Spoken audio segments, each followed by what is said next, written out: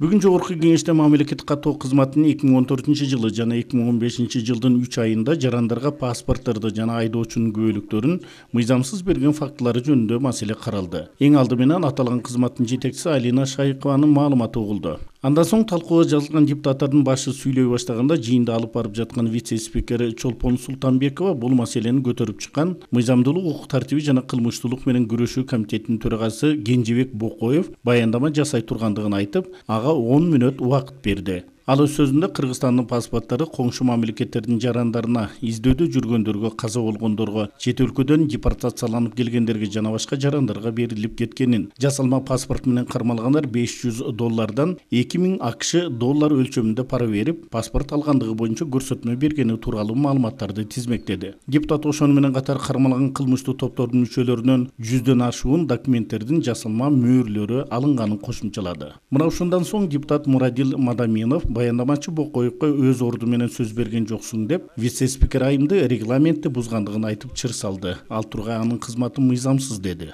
Мен сүйлөп атканда туруп туруңуз. Эгер баяндамачы кааласа, ал жыйындын башында келип сүйлөш керек эле. Чолпон Алиевна, сиз вице-спикер болуп дагы мыйзамды бузуп шайлангансыз. Сиз незаконный вице-спикерсиз. Жердешинин мындай сөзүнө жооп кылып, Чолпон айым аны сот алдында жооп бере тургандыгын айтып коркутту.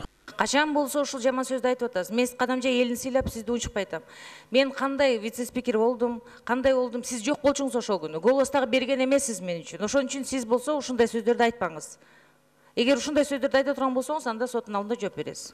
Талкын жүрүшүндө паспорт берүү маселесинде үрөө учурган фактылар катталса дагы бир да кызмат адамы эскертүү сөгүштөн сырткары жоопко тартылбаганы сынга алынып, ал тургай алардын бири залда олтурганын депутат Исмаил Исаков билдирди. Мына жерде чечимде жазып турат. Мен бирин тааныбайт экем. Окуп берейин.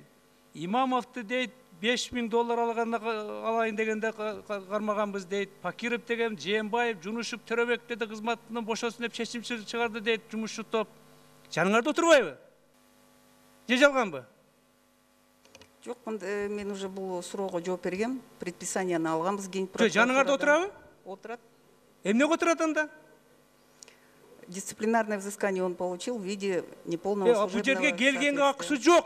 Кылмышкер ууру кескилерден тышкары чет жактарда иштеп жүрүшкөн биздин 40 000ден ашык жаранды аты жөнүн өзгөрткөндүгү үчүн кармап, аларга иш козгогондугуна көпчүлүк эл өкүлдөрү нааразы болушту. Айрым депутаттар Кыргызстандын башкы документинин каалагандай таркашына Ички иштер министрлиги менен мамлекеттик каттоо кызматынын ортосундагы тирешти күнөөлөштү. Россиянын ичинде иштеп аткан мигранттардын кара тизмеге кирип алган саны 77 000ге жетти. Ал эми көпчүлүк мамлекеттер ушул кара тизмеден чыгаруу үчүн өздөрүнүн мамлекетинде мигранттарга ар кандай шарттарды түзүп берип атышат да. Тилекке каршы Кыргызстанда ошол кара тизмеден чыгаруу мүмкүнчүлүгүн издегендин ордуна тескерисинче биз ушул мамлекеттик каттоо кызматы менен Ички иштер министрлигинин ортосундагы тирешүүнүн алкагында биз Кыргызстандын ичинде дагы экинчи кара тизмени түзгөнгө жетиштик да. Бул өкмөттүн өтө кайдыгер кашаң саясаты. Мындан улам суроо жоопто паспорт берүү маселесин кайра Ички иштер министрлигине өткөрүү сунушталды. Депутаттар биз деле колдоп беребиз. МВДга кайра берсек, ошундай нерселер болбойт эле. Жыйынтыгында парламент мыйзамсыз паспорттарды жана айдоочу күбөлүктөрдү берүү фактысы боюнча мамлекеттик каттоо кызматынын маалыматын жетиштүү деп кабыл алды. Каныбек Темиров, 7 канал, Бишкек өкүлчүлүгү.